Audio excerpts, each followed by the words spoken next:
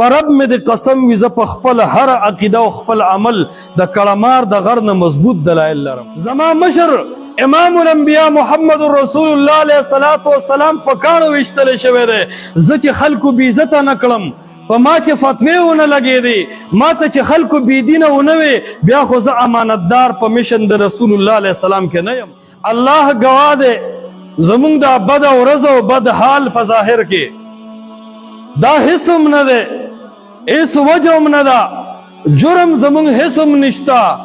د دلیل په باب کې زه یقین سره وایم که د پاکستان د لا او د قانون د عدالت موافق وي، که د مذهبي علماو سره د ناستې او د دلیل میدان وي، که د پښتنو د جرګې د اصولو مطابق وي، په رب مې د قسم وي زه په خپل هر عقیده او خپل عمل د کړمار د غر نه مضبوط دلایل لرم. او هغه دلیل به د قرآن وي او د محمد مصطفی احمد مجتبی صلی الله علیه وسلم د احادیثو به د مشرانو اقوال کیسې کهانې او د جمجا باچا کیسې به نه وي، قرآن به وي او حدیث به وي. ای قومه ما سره جړه خون کوي زه به کومه دا جړه، ما سره فریاد خون کوي زه به کومه دا فریاد. زما مشر امام الانبیاء محمد مصطفی جړه کړې ده.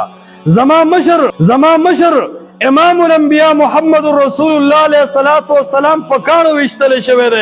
زه چې خلکو بې عزته نه کړم، په ما چې فتوی ونه لګېدې، ما ته چې خلکو بې دینه ونه وي، بیا خو زه امانتدار په مشن د رسول الله علیه السلام کې نه یم. زما انبیاء محمد مصطفی څومره حسین شخصیتو، د کائنات ذره ذره دی د هغه د حسن و جمال نه قربان شي، په کاڼو ویشتلی کېدو د مکې نه روان دی، په شاب ابي طالب کې په یو وړوکي بیټک کې دیره شو، هلته هم منافقانو کافرانو نه پرېښودو، شاب ابي طالب نه هم روان شو. محمد مصطفی د مدینې په لور باندې روان دی، مکې والی قدر نه کوي. ای خلکو که صرف د مونځ او دس خبره وه، دا خو خلک امریکا کې هم کوي. آیا په مونځ او دس څوک د کلي نه وباسي؟ اسه سوچ سره وای وباسي؟ دا به صرف د مونځ او دس خبره نه وي. کني د تبلیغیانو وروڼو نه تپوس وکړئ چې امریکې ته کم جوماتونه د تبلیغ ځي، هلته وایي تاسو مونځونه کوئ که نه کوئ؟ مونځ کوي، روژه کوي، حج زکات متعلق هر څه ازادي ده.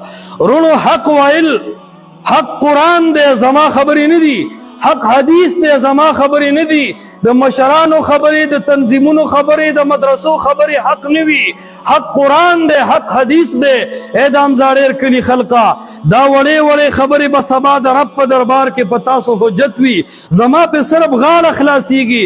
ای قومه تاسو پې رانیولی کېږئ، د قرآن او د حدیث پیغام د امن دی. موږ د یوې پارټۍ خلاف نه یو، زه د یو تنظیم خلاف نه یم، والله که زه د یو عالم بېعزتۍ کولو ته تیار یم، بلکې زما په خوله باندې به یو امي سړی ثابت نه کړي چې ما د یو مخالف عالم نوم هم په بې ادبۍ سره اخیستی. زه د مخالف نوم هم ډېر په ادب سره علم. زما جرم دا دی زه وایم ټوله دنیا په غلطه کېدی شي، الله او د الله رسول په غلطه نشي کېدی. خلک وایي ټول قرآني او احادیث آیاتونه دا هر رنګه کېدی شي، زموږ مشران په غلطه نشي کېدی. دا اصل طور امتیاز دی.